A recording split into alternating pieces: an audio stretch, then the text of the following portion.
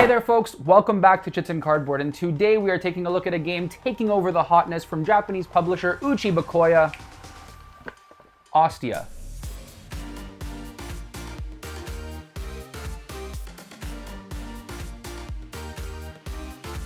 In Ostia, you and your friends will be playing as fleet managers during the Roman Empire, attempting to send various merchant ships across the Mediterranean Sea in search for new trade routes.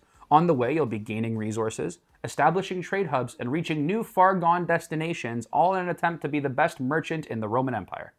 In Ostia, you will be performing all of your actions using its mancala system. Don't let this big, pretty board fool you. There's a lot going on here, but basically the entire game happens here on the Brainburner 3000. In Ostia, there's 6 different actions that you can take. The first is movement. You can move one or more of your ships along the different trade routes. Second, you can build ships. Third, you can fulfill orders.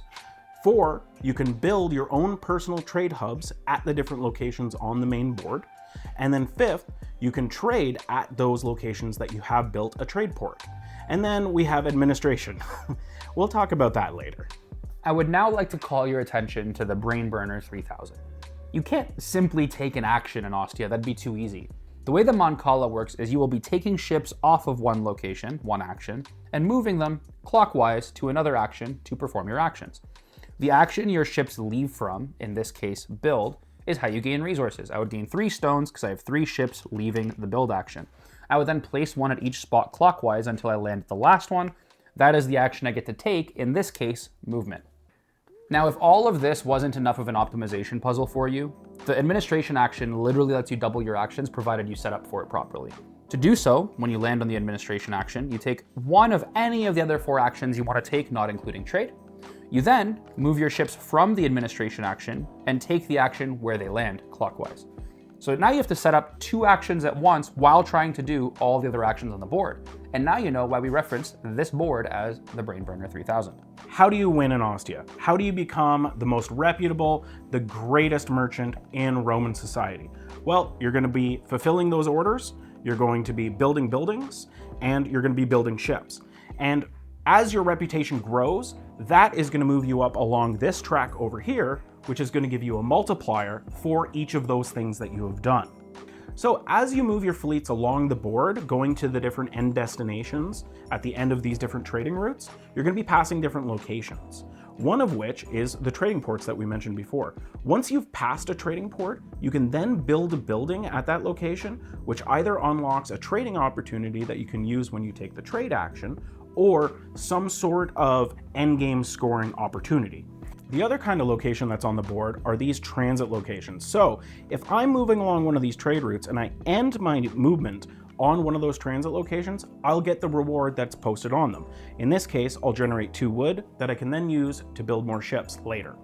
As well as that, if you're the first person to pass one of these discovery locations, you get one of these tokens, which then give you gold or set collection icons, or even reputation that move you up on the reputation track that's very key for endgame scoring.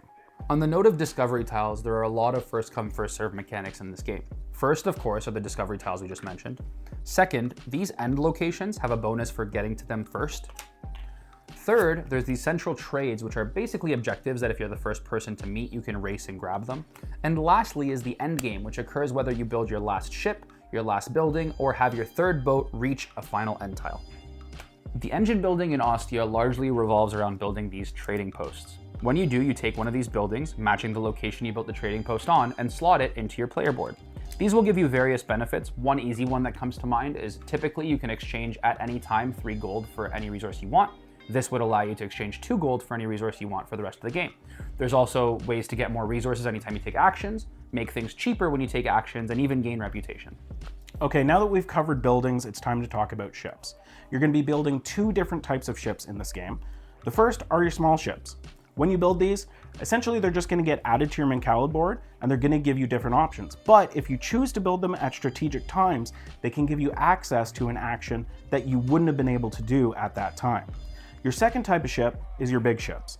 These are going to replace one of your small ships, and essentially all they do is they give you an extra resource from the action that they leave.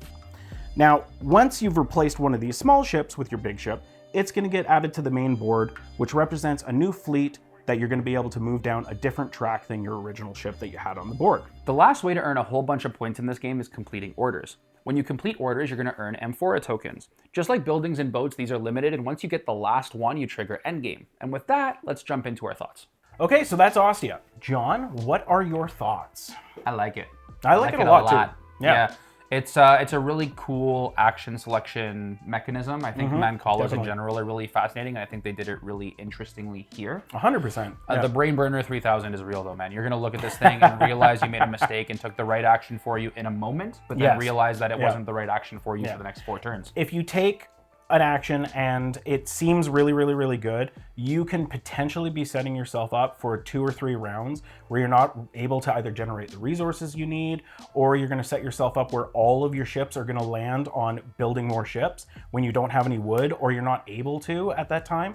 So you've got to be really, really careful. So that's where the crunchiness comes from this. It's not rules complexity, but it's your planning and keeping your tempo going and spreading out your ships. So you have those different options. Yeah, tempo is such a big thing in this game. 100%. Like if you break your like cycle, because don't forget you're on a mancala and there's ships like spread across different actions. If you kind of break what's where and don't have actions available to you for a few turns, it really slows you down. I do, however, like that the game has multiple avenues to success. You don't have to play one way to win. There's an asymmetric setup. There's different powers you'll unlock via trade routes and trade destinations on the board that you'll build on and you kind of target. Also, you can unlock endgame scoring that's exclusive to you by way of those or the tiles you'll land on at the end destinations. You also fulfilling the orders and getting the different icons and everything. We didn't even mention this, but there's set collection in terms of like icons. It's hard to explain, so we kind of cut it out of the main video, but it's a really cool way to get a few points towards the end of the game. I think you in our last game got 24 points with that, and your endgame scoring, like there's so many, like you said, so many different avenues to winning this. I thought I was going to crush you this time, finally. Usually he wins at all the Euros that we play, and that is Jeff had double my reputation, but I found some points, squirreled it out. I also want to say the production is phenomenal. It's really, really, really good. It is beautiful. Uchibacoya did a great job as per usual. The only complaint about the production that I have is you can't buy it. It is like so hard to get. They don't have it on their site. You can only get it right now as a backer of Sweetlands if you add it to your pledge. And it's not really available anywhere else. I have heard rumors though that it is being published in the US, so keep an eye out for that, because if it is, I strongly recommend you pick it up there. That would be great. Hopefully for cheaper. That should drop the price a lot. Agreed. But back to the general mechanisms, I also really love the engine building. I think that building the buildings onto your board and like unlocking like temporary, really small incremental bonuses, which just stack up throughout the game, also incentivizes you to take the one you want for the whole game earlier. Yes, it definitely does. And I like the fact that when you build a building on the main board, you can slot that additional building that you get for your individual player board anywhere you want. So you can really go into what track you kind of want to go into and get that engine going as fast as you can, right? Yeah, I don't know. It's just an absolute hitter. I think that it has a good balance of all the various mechanisms. It doesn't feel too punishing. I'm starting to really love like first come first serve mechanics in Euro games, where if you're the first person to get something done, you get some sort of bonus, but you're not punishing anybody else. You're just being rewarded for doing well. This game is very not take that. So if you don't like take that games where you're like actually going at your opponents rather than just trying to like outscore them, then this is a good game for you. The first come first serve also is great because not everyone can do everything, so you're kind of pick and choosing very true. What you want to get done first versus other people. I don't know. It's just a masterclass in game design from Tutsuka. Unsurprising, because I really like the other games that Tutsuka has made. You absolutely love pretty much everything Uchibacoya like puts out, which like, hey, give them praise. Like their stuff is really, really good. Now, I want to be clear. We got a comment asking us to disclose whether we got games for free or whether we purchased them. I bought this. I have bought it twice and sold a secondary copy just so I can get extra stuff.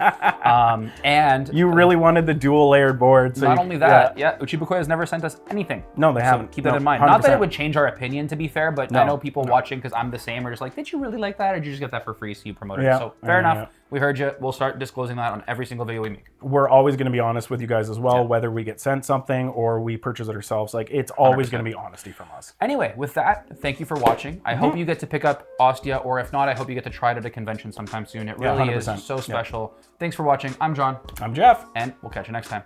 See ya. See ya.